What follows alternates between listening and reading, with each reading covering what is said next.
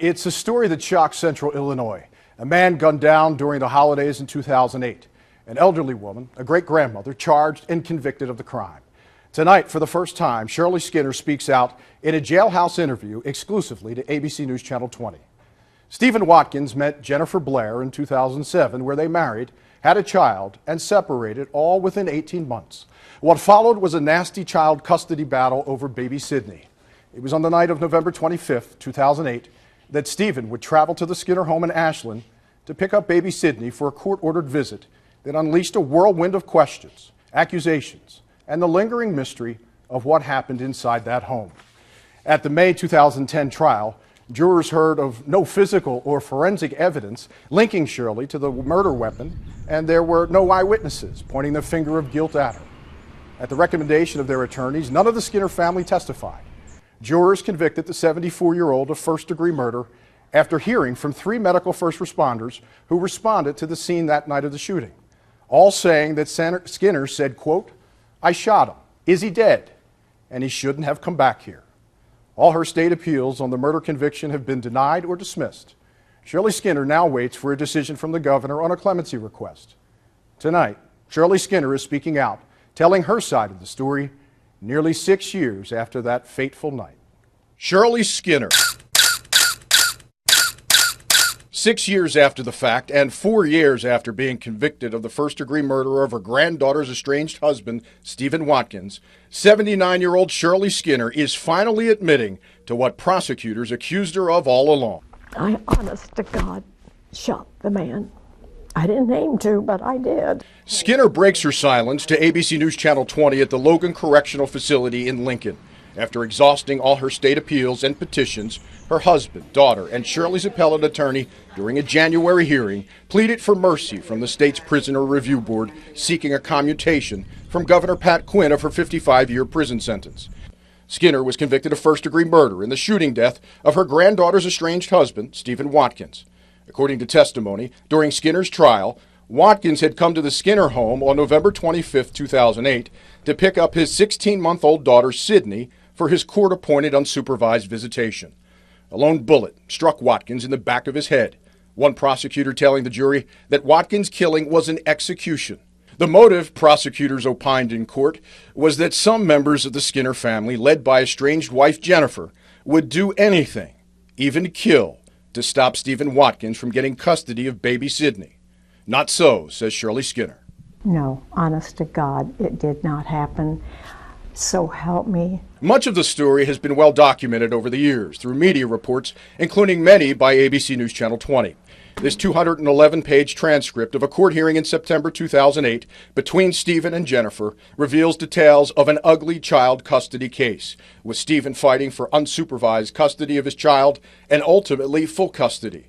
His estranged wife, Jennifer, vehemently against Steve having unsupervised visitation of any kind, let alone full custody. The court transcript shows the battle is marred by accusations of domestic violence and child sexual abuse levied against Stephen, all of it investigated by a state agency, with this document labeled the allegations as unfounded. Fast forward from September to November 25, 2008. In the hours leading up to Stephen picking up Sydney at the Skinners that evening, a flurry of activity is taking place. Jennifer and her mother, Debbie Webster, admit they hire a private eye that morning, so that he could, witness those things going on, and so that we could start to build our case as to why Stephen should not have unsupervised visits or visits at all with Sydney. A few hours after they asked the PI to come by that evening, Jennifer says she met with Sydney's psychologist and talked about the plan to have the private investigator witness Sydney's reaction when Steve would come to pick her up. She said, it's not going to matter how Sydney reacts to that. The visitation is going to happen anyhow. Based on that, Debbie Webster says she calls the private investigator and tells him that don't bother coming, I don't need you tonight. And I didn't get into anything else. That's all I told him. The prosecution had presented another theory at trial for why they hired and fired the PI in just a matter of hours. At trial, Jennifer's divorce attorney, Nolan Lipsky, testified that he phoned Jennifer just before lunchtime on November 25th to tell her she needed to be present at the next day's child custody hearing. This call log, put together by Illinois State Police, shows Attorney Lipsky placed a call to Jennifer's phone at 11:10 a.m. The call lasted 15 minutes. Lipsky, citing attorney-client privilege, refused to testify about specifics of that call. Stephen Watkins was still looking for unsupervised overnight visitation and eventual full custody of Sidney. At the last custody hearing a few months earlier, the same custody judge awarded Watkins unsupervised visitation. And on this night, November 25th, Stephen comes to the Skinner's Ashland home for one of those court-ordered visits. The time now is 5:30 p.m., and a neighbor of the Skinners tells a police investigator that he sees Stephen alive sitting in his parked car on the street outside the Skinner home. There are no witnesses who can say what time they see Stephen enter the Skinner home. But we do know that by 5:43, Stephen is shot and lying motionless inside, because that's when the first 911 call would be placed. Now, for the first time, Shirley Skinner goes on the record and tells us what she says happened for some of those mystery 13 minutes.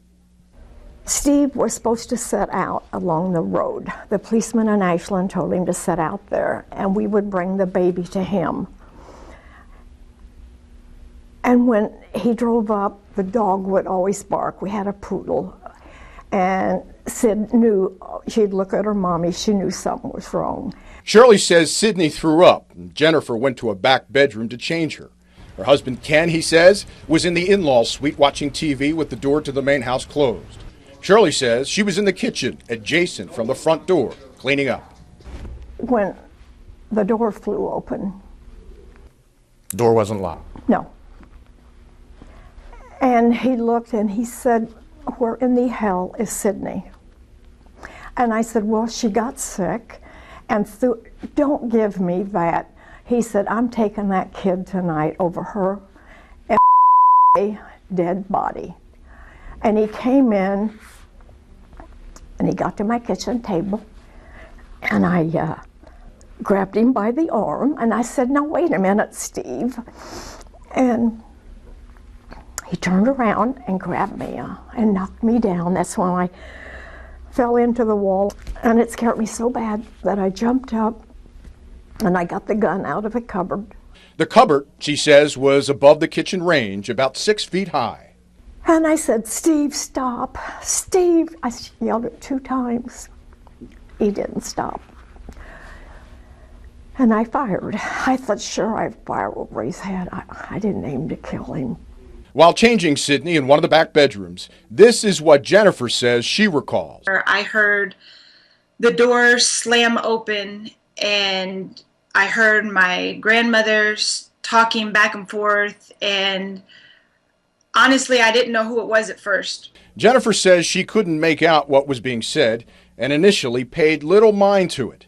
Jennifer says the talking turned to shouting. I remember I yelled at her, what's going on? And I heard a thud, and then I heard footsteps coming back to where I was, and I heard her screaming, "Stop, stop," and then I heard a pop. And that's all I heard. I mean, it was a matter of seconds. When we interviewed Shirley's husband, Ken, he told us he was watching TV. It was up loud, he said. He doesn't hear well, and he wears hearing aids. Well, I did hear a thump and a pop, and I got up out of my chair and run through here. This door was closed. Ken told us he hadn't seen Steve yet. Jennifer says when she came out of the bedroom, she saw Stephen motionless, face down in a pool of blood, just feet from where she says she was changing baby Sidney. My granddaughter come out and she said, "Oh, Nan, what happened?" And I said, "Well, I shot Steve." My husband opened the door and kind of got, and he said, "Mom, what was that, a balloon popped?" I said, "No, that I shot Steve."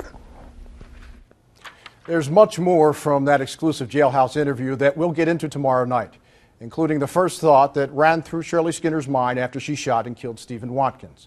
And Skinner talks about remorse, regrets, and apologies.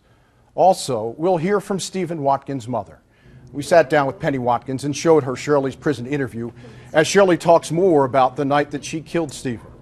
Penny Watkins responds to that and much more of what Shirley had to say, including the personal message she has for the Watkins family. This was Penny's initial reaction after watching Shirley's interview. He isn't here to dispute her comments. You know, her slanderous, outrageous lies. He's just not here to say, I didn't do that. She's lying.